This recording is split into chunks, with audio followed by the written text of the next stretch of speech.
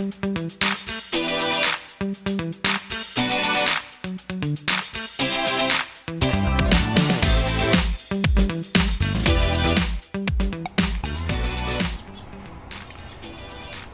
so sa video na to papakita ko lang kung paano ko i-rebuild itong RPM coil, RPM RBA coil para sa ating matrix pad. Pero kung ayaw naman gumamit ng RBA, meron kang option to use itong RPM coil, no, actually, sorry, matrix coil MMM, may nakalagay na MMM, at ito ay 0.15 ohm coil na recommended siya from 28 to 32 watts. Ka-size siya ng itong RPM. So yung mga RPM coils, kung trip nyo rin siyang gamitin, pwede rin dito. Para dito sa pad na to, para dito sa cartridge na to, section na yan. Meron din siya, actually ka-size din ito naman ng Nord coils, so hindi siya mahirap hanapin sa mga shop. So ito naman ay 0.3 ohm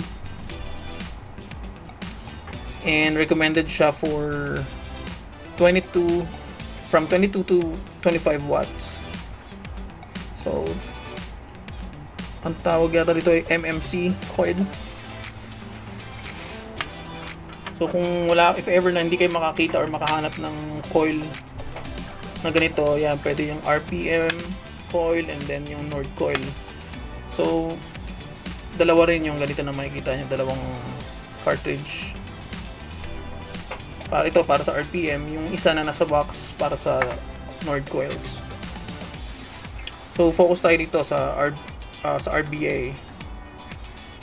So unfortunately, ang nabili kong RBA, hindi siya yung isa na pwede ikabit sa 510 connector sa mga mods. So ito rekta lang siya, as in ano lang siya, pang tawag dito, basta, so rekta na siya rito na ganun, wala siya yung thread dito for 510. Okay, so gagamitin kong wire. Ito kasi gumagawa na ako ng mga pre-built ko para hindi na ako gawa ng wires. Yan, actually halos pare-pare sila pero may magkakaiba lang na sukat. May 3mm guide, may 2.5mm guide. Yan, paubos na. So para dito sa matrix, ang ginagamit ko itong 2.5. Ayan, ang usual na build ko or loops ko ay 5 loops ng wire, and then fino-fold ko lang na onti yung isang leg ng ganyan para mas madali siyang ikabit. So ayun na, so ready na siya. So ikakabit lang natin. Ayan, so naluwagan ko na rin. Ito yung RBA niya. Madali siyang i-build. Yan.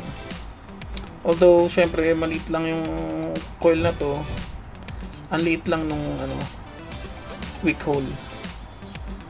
So papatasan niyo kung paano ko siya wini-wick, at syempre kung paano kinakabit yung wire. So yan, sa 2.5 kunin ko lang yung rod.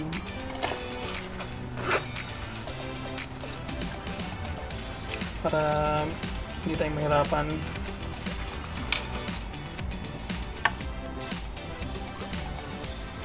So yan, to 2.5 rod, mm guide. So ayan, na ganyan ko lang siya. Sorry, di pala nakikita sa camera. So ayan, nalapat mo lang, and then ilapit mo na onte para medyo nasa mid siya ng ng cartridge or ng coil, I mean ng deck. Ano ba yan? Yan, ganyan lang siya kalayo ginagawa ko. Tapos pinababa tong parehas na wire, and then tsaka ko hihigpitan yung screws.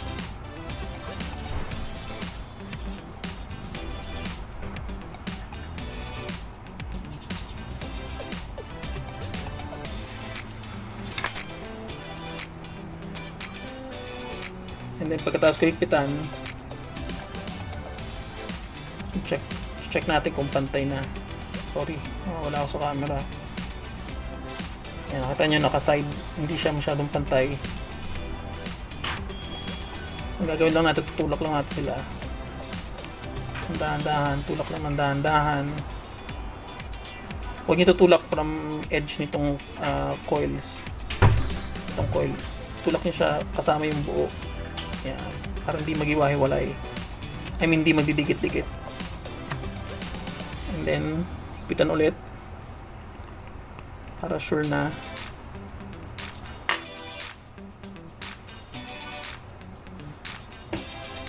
Ayan, so ngayon, mukha naman pantay na siya. Actually, parang hindi pa gaanong pantay eh. So, ginagawa ko, inaangat ko ng onte. Iangat natin siya ng onte.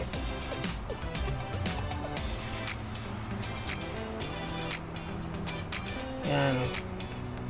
So, kung nakikita nyo siya, nakaangat siya ng onte sa deck.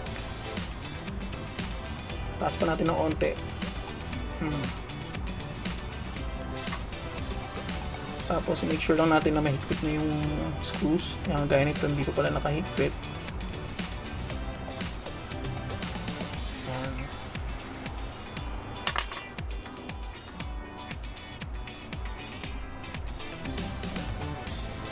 Ini-make sure ko lang na pantay yung kung tinignan mo yung rod, pantay siya sa deck.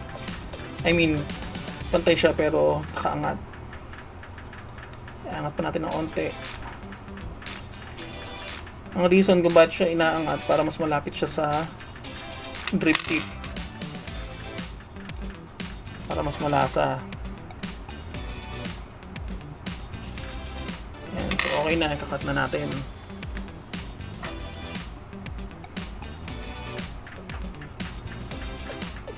Kinat mo kailangan sagad ang buto pagkat ng wire.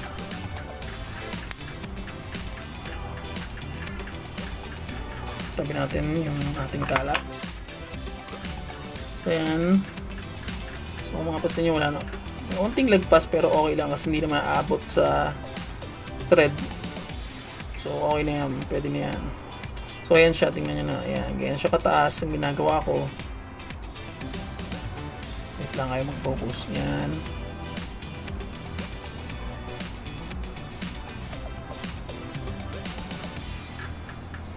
Ngayon, para may fire ko siya, so ito ginagawa ko, kinakabit ko.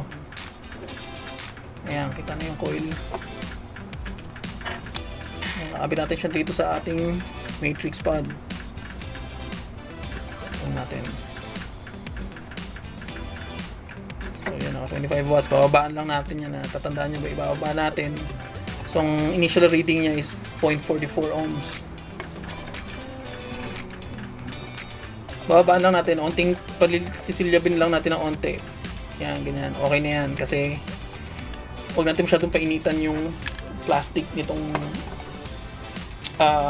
OCC section or nitong cartridge.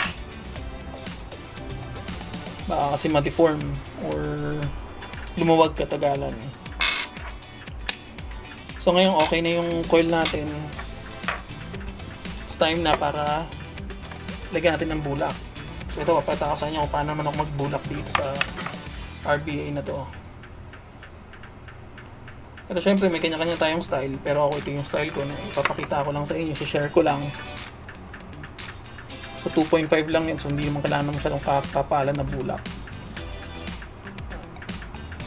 Kumbaga parang 1/4 lang yung kinat ko. Yan, tanggal natin yung ibabaw. Yung paligid o yung balat ng cotton. Para sigurado natin na malinis ang ating bulak. unless kung yung kamay nyo ay marumi rin. Yan. So kapapapaan lang yung tansyahan lang kung enough na yung cotton. Mararamdaman nyo naman yan kung makapal pa ba o hindi na o sakto na.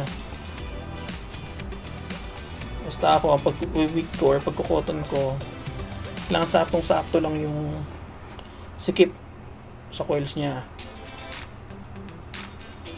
Huwag maluwag, huwag rin naman masyadong masikip.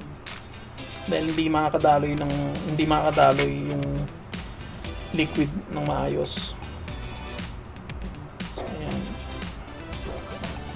So, tatansyahin nyo, mukhang masikip pa. Hindi, bawas tayo ng onte.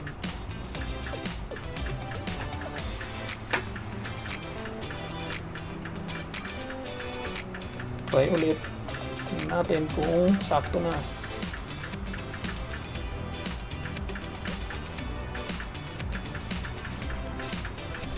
Medyo parang feeling nyo mas sikip pa, medyo buwasan nyo na ng onte.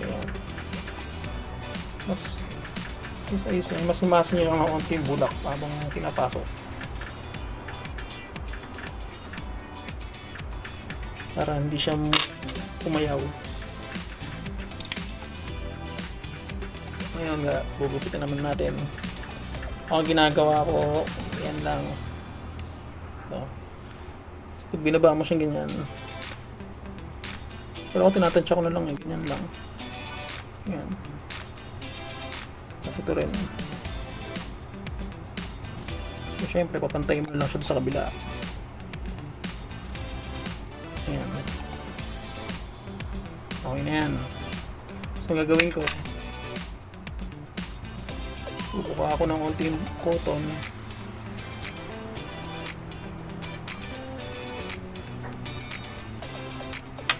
Buka na ng ganyan. Ayan ang itsura niya. Kabukang-kang na. Yan, kakat ko siya sa half. Yan. Kita niyo yan, half lang. Yan.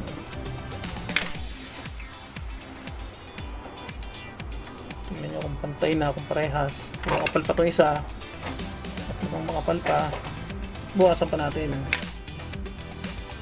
Yan, so ganito kanipis ang cotton na nilalagay ko. Ngayon, dudututin natin siya ngayon. Okay lang yun, medyo mukhang mahaba ng onte. Sasakto lang yan. So ngayon yan, ganyan ako maglagay ng cotton.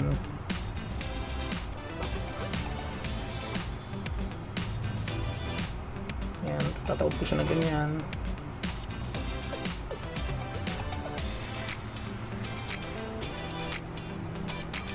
Huwag yung masyadong diinan yung pagpasok ng cotton. Yung pag-wick, huwag yung masyadong madiin. Parang sinushoot nyo lang ng onte, gano'n. Yan, so ganyan, di ba? Yung kabila. Tapos onte dut dito.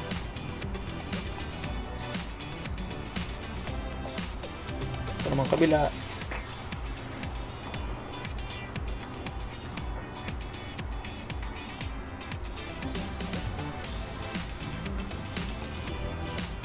Kumbagay na, huwag nyo masyadong didiinan. Inaalalayan nyo lang yung cotton pumasok sa loob ng butas.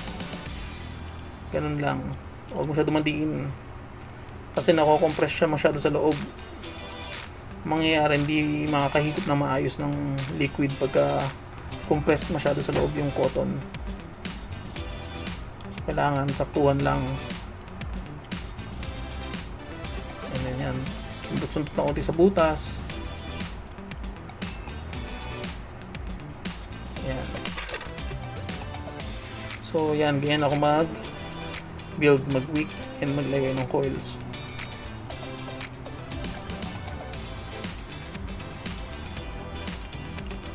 So, pitipitin natin ng onti rito sa gilid. Yan. So yan na siya. Pagawin natin, syempre lagyan natin ng juice. Gamitin natin ngayon ang binigay ni Sir Aztec alapaap na juice na napakasarap nitong Astroman. Ay, di nakikita sa camera ito. Ayan, Astroman. Strawberry Icy Menthol. So, malamig siya. Malasa, sa totoo lang. Honest opinion ko yun sa juice na to. Okay yung lasa niya. Hindi siya yung parang tubig na hinihipak. Hindi siya puro VG lang na mabibili mo ng mura, tapos pag hinipak mo masarap sa umpisa, masarap sa unang hipak, parang Angel's Burger. Pag kinagat mo, unang kagat tinapay, pangalawang at tatlong kagat tinapay pa rin. Ito naman, unang kagat malasa, hanggang huling kagat malasa pa rin. Seryoso yun. Tsaka sakto lang yung pagkaka-menthol niya, yung pagkakalamig niya. Para sa akin sakto siya sa akin. Lasa ng strawberry na lalasahan ko. Tsaka tama yung lamig. Kaya ngayon sa pad, although medyo nakulangan lang ako sa throat nick. Ba yan? Yung nick niya, sabay kasi baka low nick lang yung binigay sa akin ni Aztec. Sir Aztec, high nick po tayo. Pero thank you so much dito sa mga ayuda na to.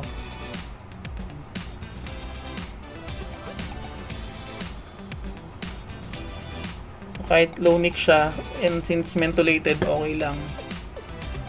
Enjoyable siyang gamitin for me. So ayan, pinasa ko lang muna siya ng juice. Fire muna natin ng konti. Ihip ng konti. Ayan pala, ito pala. No. Kung mapapansin nyo yan, dry yan. Actually, walang leak kahit itong RPM coil na to. Hindi siya nag-leak dito sa ating matrix. Especially itong mga coils na to. Walang leak. Ang nagkaaroon lang, dahil since pad siya, nasa ilalim yung air hole mo, lalo na pag binublow mo yung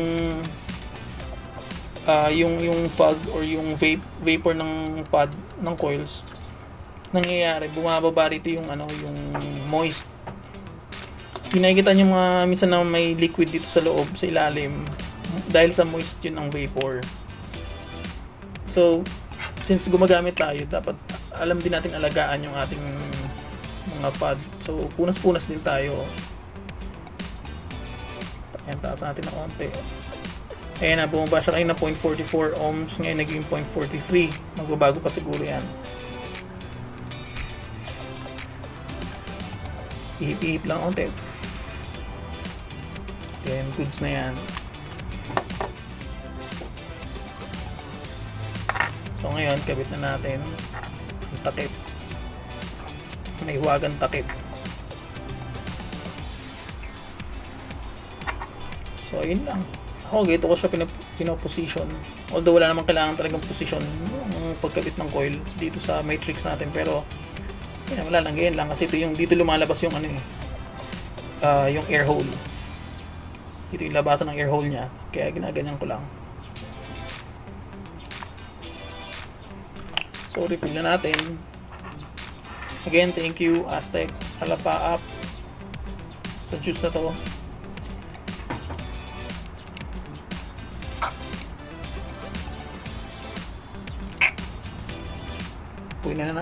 Punuin na natin kasi hanggang mamayang gabi na to. Ayan. Sarap. Ayan. Bago na siya. 0.41. So, yan na siya, lalabas niyan. Hindi na siguro magbabago yung reading niyan. So, ito ginagamit kong coil. Drip tip. Wala lang kasi medyo mas maliit yung butas niya compared dun sa stock na drip tip nitong matrix. Pero napakaganda pa rin ng nito, drip tip nito. Tsaka solid tong pad na to. Seryoso at malakas. Unlike yung sa mga ibang pad, hype lang pero performance wala. Tama mo? 40 watts to. 23 watts pa lang tayo. At 0.41 ohm. Pakinggan nyo. Oh. Galit na galit, di ba? Tumatalsik pa. Kasi malakas talaga to.